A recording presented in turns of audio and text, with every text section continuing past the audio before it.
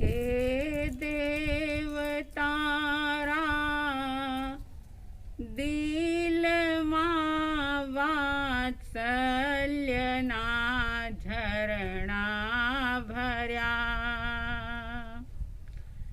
हे नाथ तारा नयनमा करुणा तना अमृत भर्या। वीतराग तारी मीठी मीठी वाणी मा जादू भर्या। तेथी ज तारा चरण मा बालक बनी आवी चढ़्या। जेना गुणो ना सिंधु ना बिंदु पण जाणो नहीं। पण एक श्रद्धा दिल मही के नाथ सम कोई छे नहीं। जेना सहारे क्रोड़ो तरिया मुक्ति मुझ निश्चय सही। एवा प्रभु अरिहंत ने पंचांग भावे हूँ नमो। एवा प्रभु भगवंत ने पंचांग भावे हूँ नमो। श्रद्धालु जिज्ञासु श्रोताओं, सम्यक दर्शन के लक्षण की बात आप सुन रहे हैं। सम्यक दर्शन को देखने का, उसको जानने का, उसको समझने का पैमाना, लक्षण क्या होते हैं, उसके संबंध में जिन वाणी के आधार से चर्चा चल रही है। सम्यक दर्शन के लक्षणों में पहला लक्षण सम की बात आपने सुनी। दूसरा लक्षण संवेग को भी विस्तृत रूप से आपने सुना। तीसरा लक्षण निर्वेद, उसे भी आपने सुना। निर्वेद के संबंध में ही, यानी तीसरा लक्षण जो निर्वेद है, उसी के संदर्भ में आज और थोड़ी सी बात हम करेंगे। निर्वेद यानी कि आसक्ति से रहित होना। संवेग में मोक्ष सुख को पाने की चाहत पैदा होती है, भीतर में एक संवेग जागता है, तीव्र अभिलाषा पैदा होती है। लेकिन जब निर्वेद का लक्षण प्रकट होता है तो वो अभिलाषा, वो चाहत सिर्फ चाहत तक सीमित नहीं रहती, उसके लिए पुरुषार्थ शुरू हो जाता है। यानी व्यक्ति इंद्रिय के विषयों में थोड़ा सा उदासीन हो जाता है। भीतर के राग द्वेष के परिणाम जो है वह मंद होने लग जाते हैं। और जैसा कि परमात्मा प्रभु महावीर स्वामी जी ने फरमाया था, अप्पा खलु संयम रखी अवो। परमात्मा कहते हैं कि अपनी आत्मा की रक्षा हमेशा ही करो, क्योंकि आत्मा और शरीर का अनादिकाल का संयोग है। जब तक मोक्ष मंजिल प्राप्त नहीं होती तब तक इस चेतन को, इस आत्मा को शरीर का संयोग मिलता ही रहता है, इंद्रियों का संयोग मिलता रहता है। और जब अज्ञान दशा होती है तो वह व्यक्ति शरीर और शरीर से जुड़ी हुई इंद्रियां और शरीर से जुड़े हुए सारे संबंध, सारी ही चीजें जो हैं उसके प्रति बड़ा ही आसक्त हो जाता है। हर पल वह राग और द्वेष के बहाव में बहता ही चला जाता है, और जहाँ राग और द्वेष होता है वहाँ पर आत्मा की कभी भी रक्षा नहीं हो सकती। कई लोगों के मन में सवाल पैदा होगा कि आत्मा की रक्षा कैसे की जाए, आत्मा की रक्षा के लिए कौन कौन से शस्त्र आवश्यक हैं। तलवार, भाला, बर्छी, अन्य प्रकार के कोई और अस्त्र शस्त्र, क्या अस्त्रों से शस्त्रों से आत्मा की रक्षा हो सकती है? और उसके पहले सवाल पैदा होगा कि आत्मा की रक्षा क्यों करनी, क्योंकि आत्मा तो दिखाई भी नहीं देती। शरीर दिखता है, शरीर की रक्षा की जाए, आत्मा की रक्षा क्यों करनी है? तो परमात्मा प्रभु महावीर फरमाते हैं कि अरख्यो जाई उवेई, यानी कि अरक्षित आत्मा जो है वह हमेशा ही जन्म मरण को प्राप्त करती है।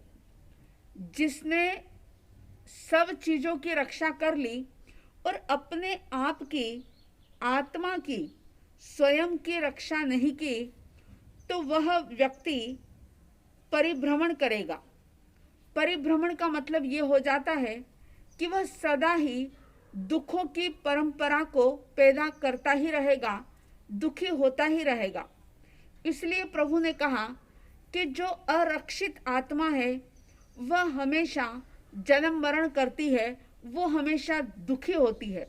लेकिन जो सुरक्षियो, यानी कि जो सुरक्षित आत्मा है, जिसने राग, द्वेष, कषाय, पाप, मिथ्यात्व, इन सब चीजों से अपने आप को बचा लिया, ऐसी आत्मा जन्म मरण से मुक्त होकर के एक अनंत आनंद का अनुभव कर सकती है। इसलिए आत्मा की रक्षा करनी है कि हमारा जन्म मरण खत्म हो।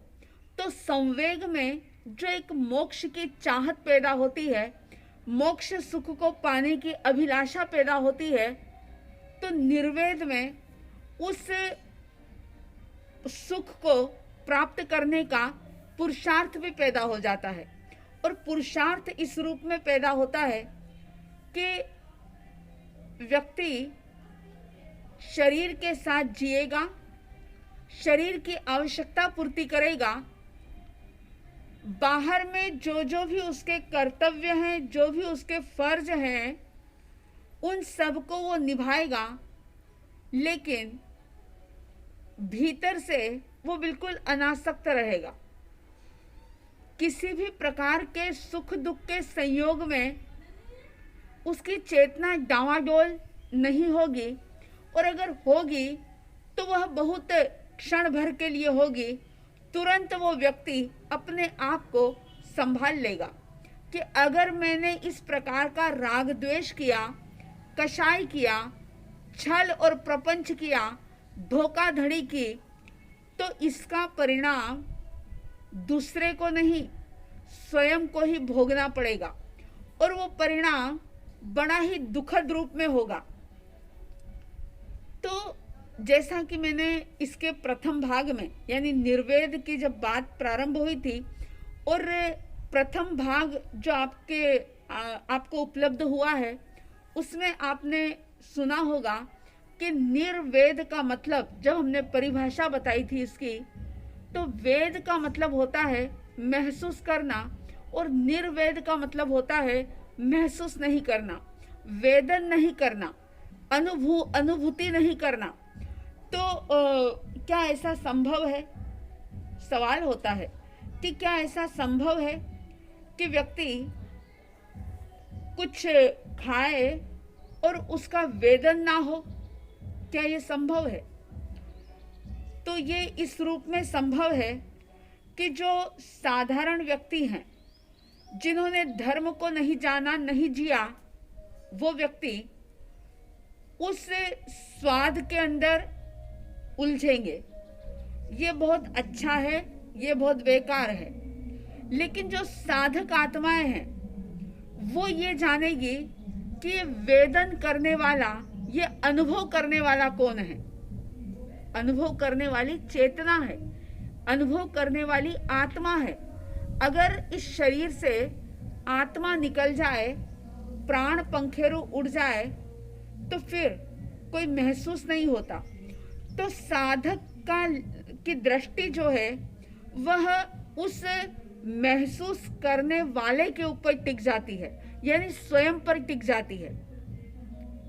बात थोड़ी गहरी है, लेकिन सत्य यही है कि वेदन नहीं करना, महसूस नहीं करना, अनुभव नहीं करना, इसका मतलब ये कि जो कुछ भी हो रहा है वो उसके अंदर नहीं अटक जाता।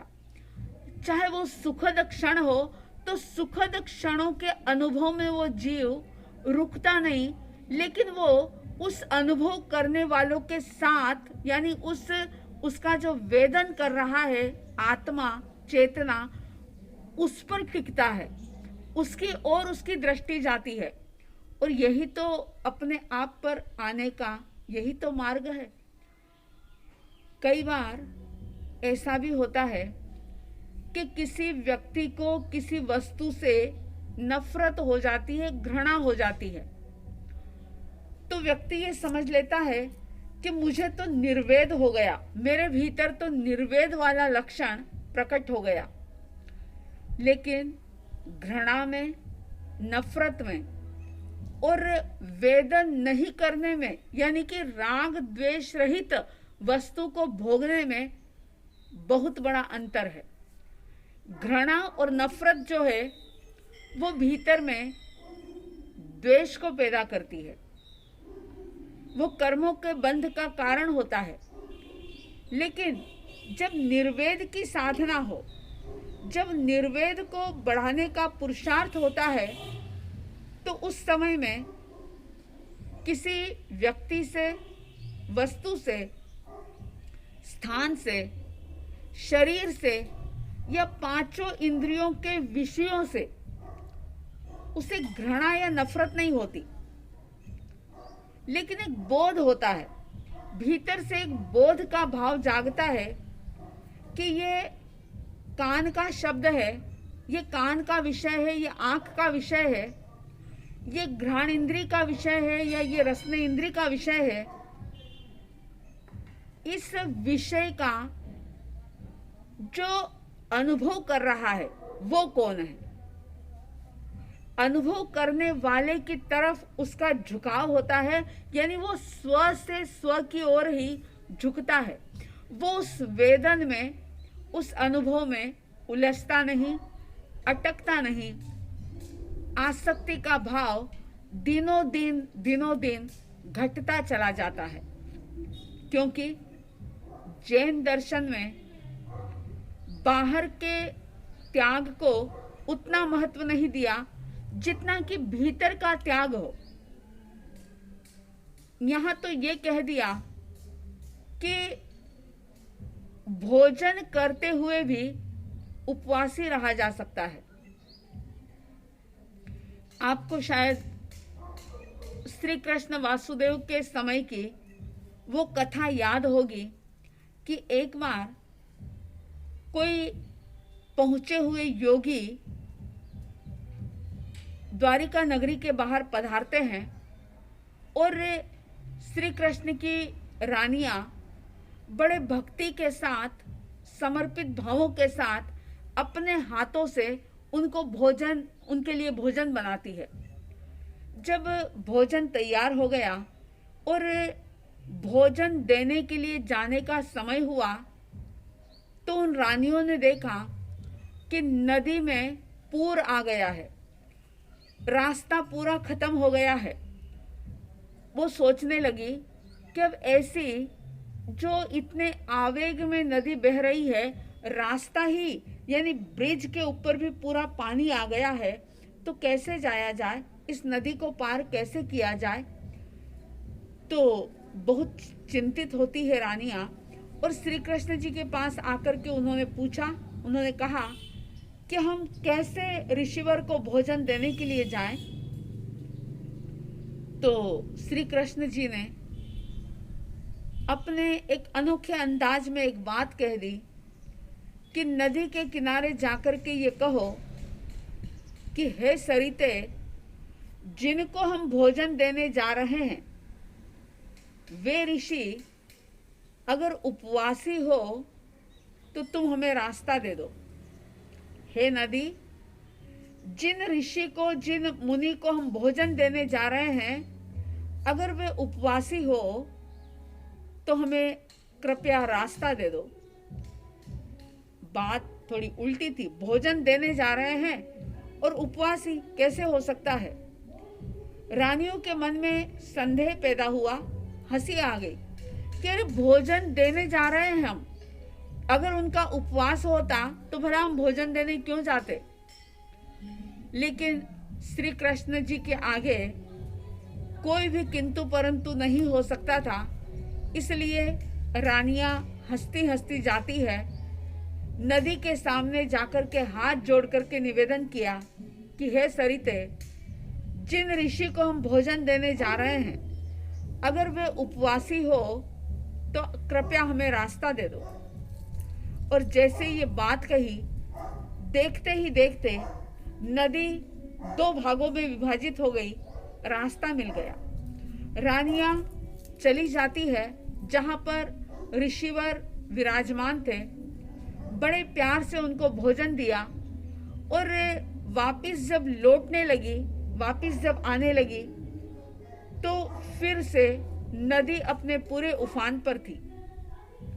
रानियां महलों में कैसे पहुंचे, अब उनकी समस्या का कौन समाधान करे, क्योंकि पहले तो श्री कृष्ण जी ने कर दी, अब कौन उनकी समस्या को समाधान दे।